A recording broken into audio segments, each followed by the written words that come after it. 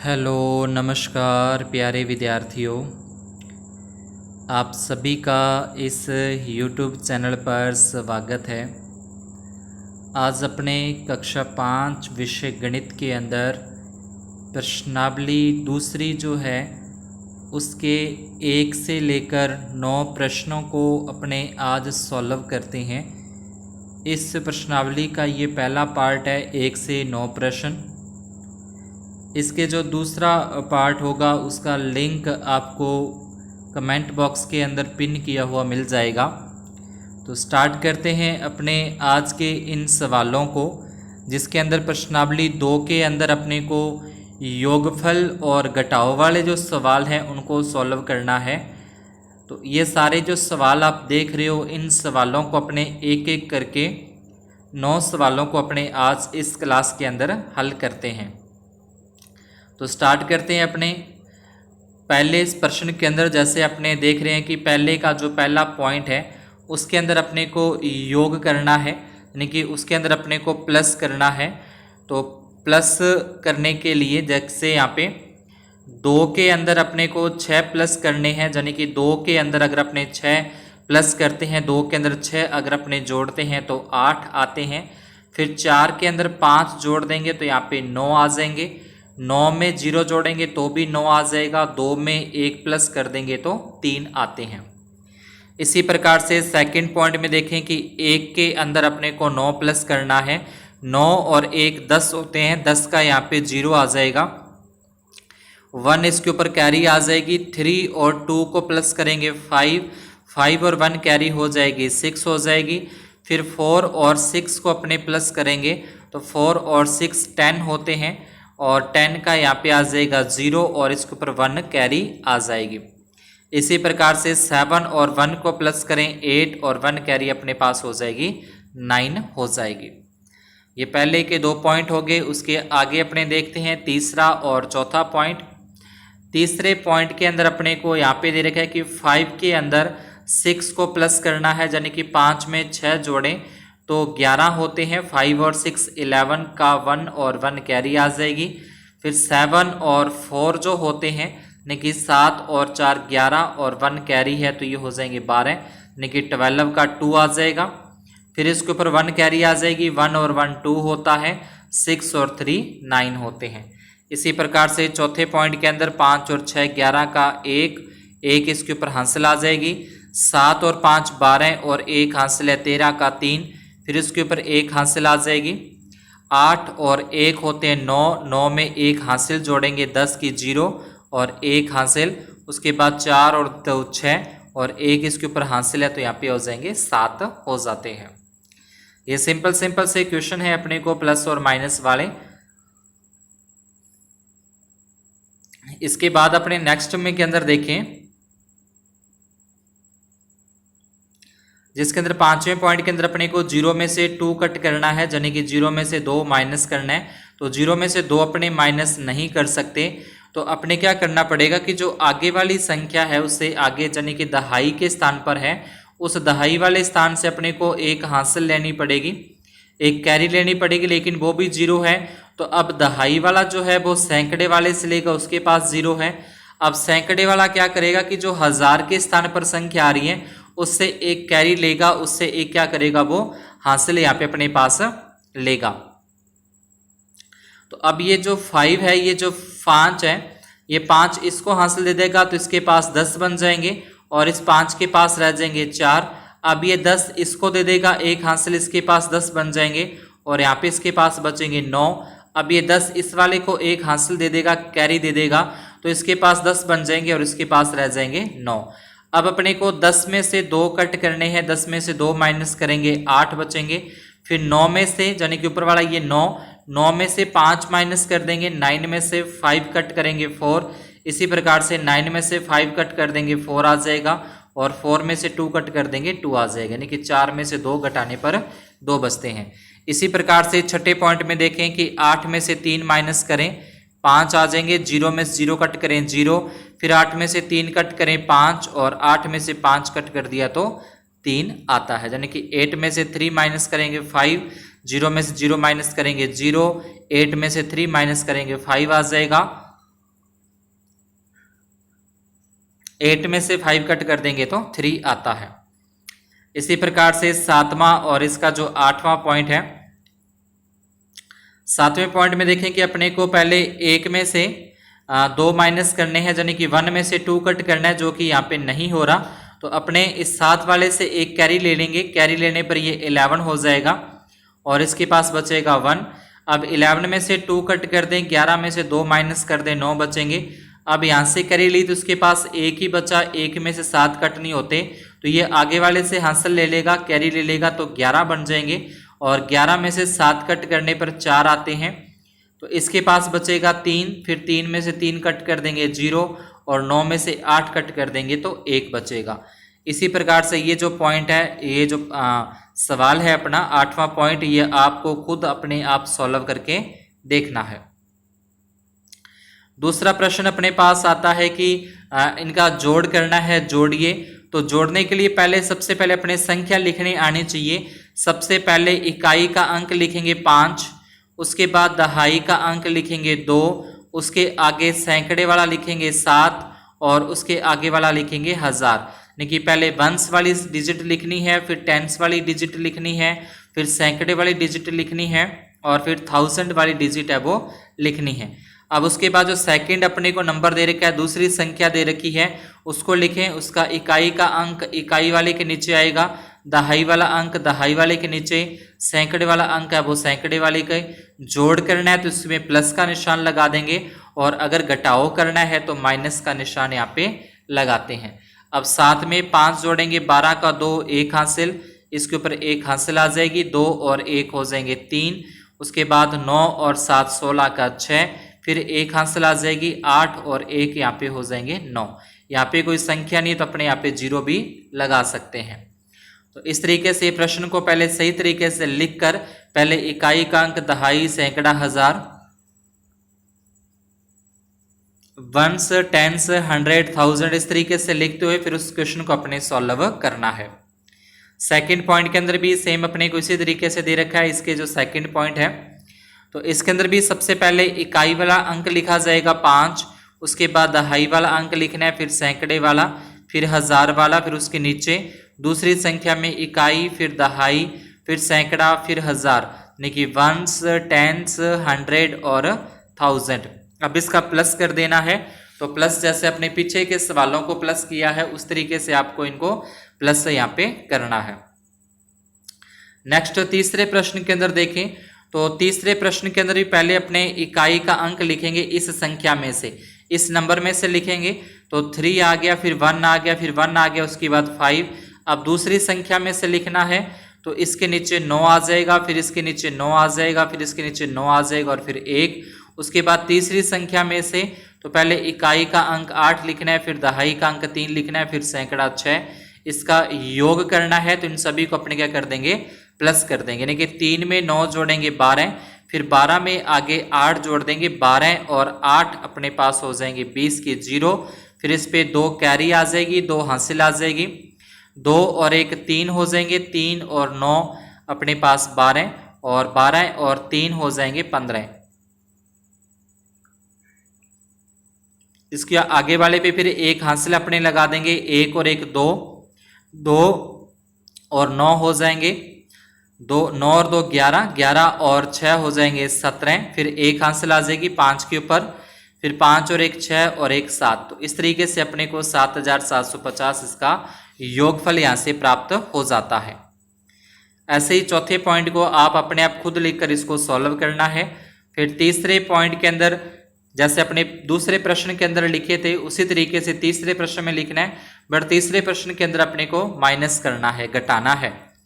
तो सबसे पहले इकाई का अंक 4, फिर दूसरा इकाई का अंक 4, उसके बाद 9, उसके बाद 3। यहाँ पे इसके नीचे 0, फिर उसके आगे 4, फिर उसके आगे 8। तो इस तरीके से अपने क्या कर देंगे, इनका बाद में माइनस कर देना है, इनका घटाव है जो कर देना है।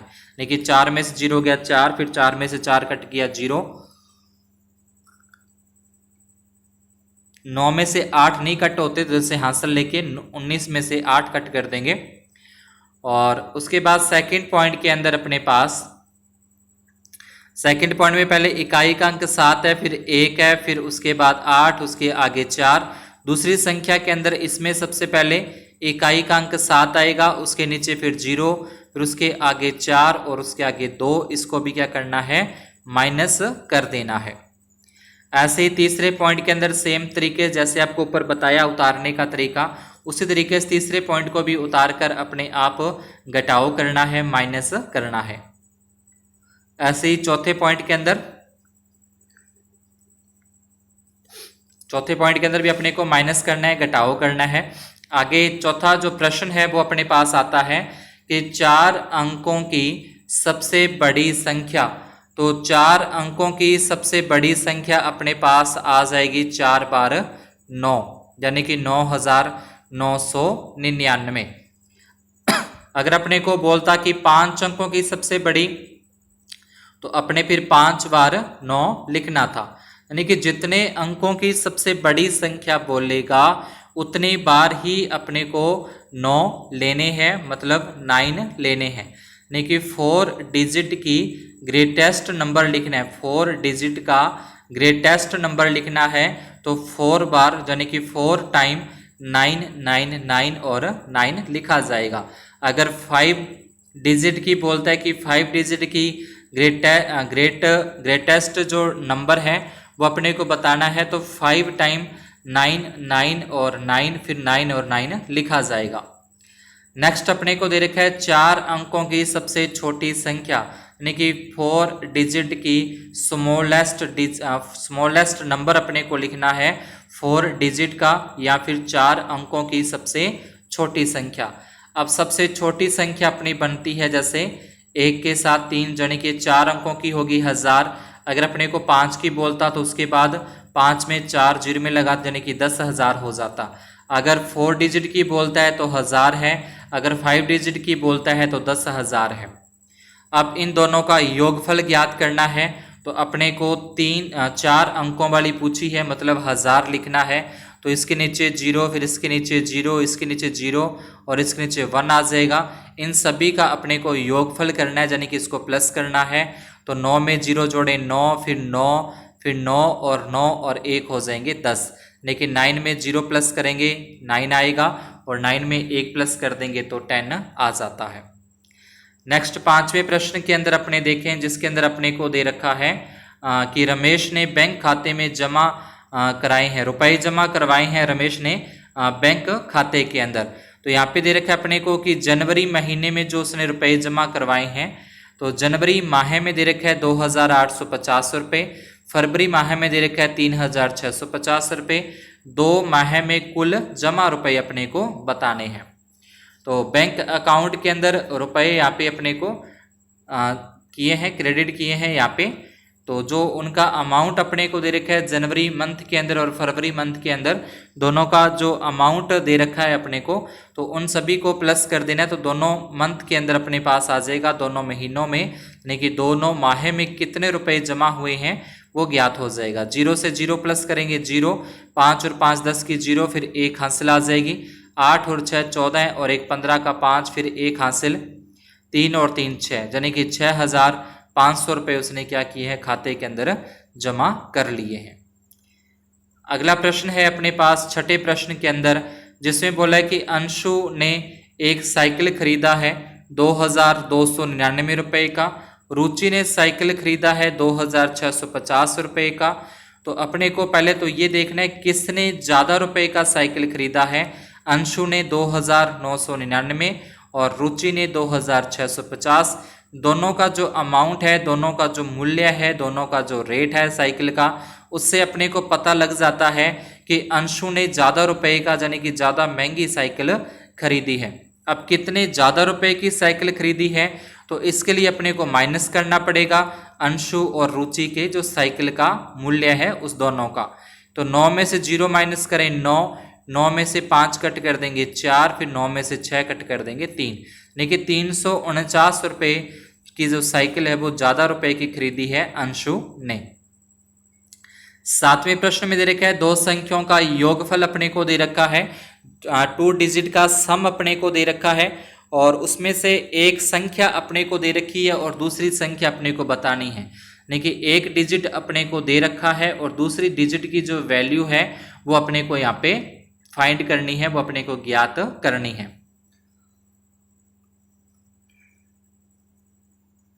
दो संख्याओं का योग यानी कि 2 नंबर का जो सम है वो अपने को दे रखा है 7678, 7678, और उसमें से एक डिजिट अपने को एक संख्या दे रखी है 4613 यानी कि 4613, और उसमें से अपने माइनस कर देंगे जो बची हुई संख्या, उसका आंसर अपने पास आ जाएगा। तो सबसे पहले अपने 8 में से 3 कट करें, 5 आते हैं, 7 में से 1 कट करें, 6 आते हैं, 6 में से 6 कट कर दें 0, और 7 में से 4 कट कर दें तो 3, यानी कि जो दूसरी संख्या है, सेकंड जो नंबर है वो अपने पास उसका आंसर ये आ जाता है। 8वें प्रश्न के अंदर अपने को दे रखा है कि मोहन के पास 10,000 रुपीज़ है, 10,000 रुपये है मोहन के पास, और उसमें से कुछ का उसने गेहूं खरीदा है, कुछ का उसने चावल खरीदा है। यानी कि उसने कुछ रुपीज़ में तो जो वेट है गेहूं वो खरीद लिया, और कुछ के अंदर उसने राइस परचेज किए हैं।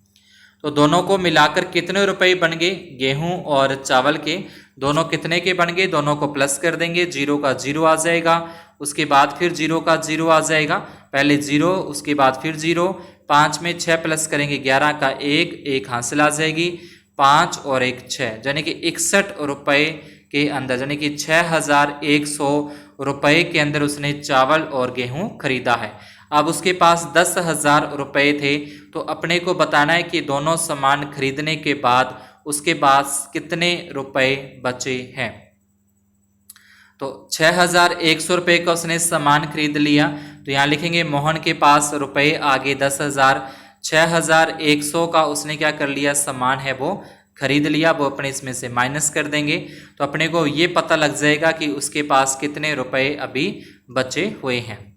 तो 0 में से 0 कट करेंगे 0, फिर 0, अब 0 में से 1 कट नहीं होता, इधर से कैरी लेके ये बना देंगे 10, 10 में से 1 कट करेंगे 9 आ जाएगा, यहाँ बचेंगे 9, 9 में से 6 कट करने पर 3, यानी कि उसके पास अभी मोहन के पास 3,900 रुपये बचे हैं। 9वां प्रश्न और इस क्लास का लास्ट प्रश्न है, जिसमें एक गांव के अंदर प्लस पोलियो की जो दवाई है वो बच्चों को पिलाई जाती है। 3 चरणों के अंदर ये बच्चों को पूरे गांव के अंदर दवाई पिलाएगी, 3 चरणों के अंदर।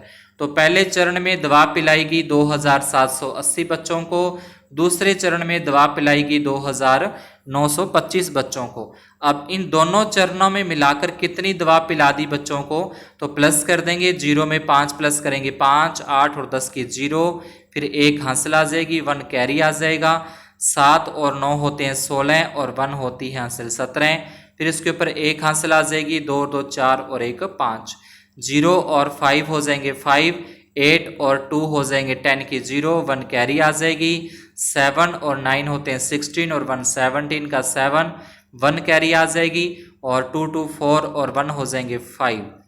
तो ये दोनों चरणों के अंदर मिलाकर इतनी दवा बच्चों को पिला दी है। अभी 3 चरणों में कुल जो दवा पिलानी थी, तो 3 चरणों के अंदर जो कुल दवा पिलानी है वो अपने को यहाँ पे दे रखी है 8,976। तो 8,976 बच्चों को टोटल दवा पिलानी थी, उसमें से 2 चरणों के अंदर ये दवा पूरी हो चुकी है। तो अब जो बची हुई दवा है वो दूसरे बच्चों को जो रह गए उनको पिलाई जाएगी। यानी कि 5,705 बच्चे हैं, तो 5,705 बच्चों को पिला दी, 5,705 बच्चों को। अब जो बाकी के बचे हुए हैं तीसरे चरण में 6 में से 5 कट करेंगे 1, 7 में 0 कट गया 7, 9 में 7 कट कर देंगे 2, 8 में से 5 कट कर देंगे 3, यानी कि 3,271 बच्चों को अभी तीसरे चरण के अंदर दवा पिलाई जाएगी। तो इस तरीके से ये क्वेश्चन को अपने सॉल्व कर देना है। तो आज की क्लास में अपने इतना ही। अगर आपको ये सवाल समझ में आए हो तो वीडियो को लाइक और चैनल को सब्सक्राइब जरूर कीजिएगा। अपने फ्रेंड्स के अंदर, अपने क्लासमेट के अंदर इस वीडियो को ज़्यादा से ज़्यादा शेयर करें। धन्यवाद और शुभ दिन।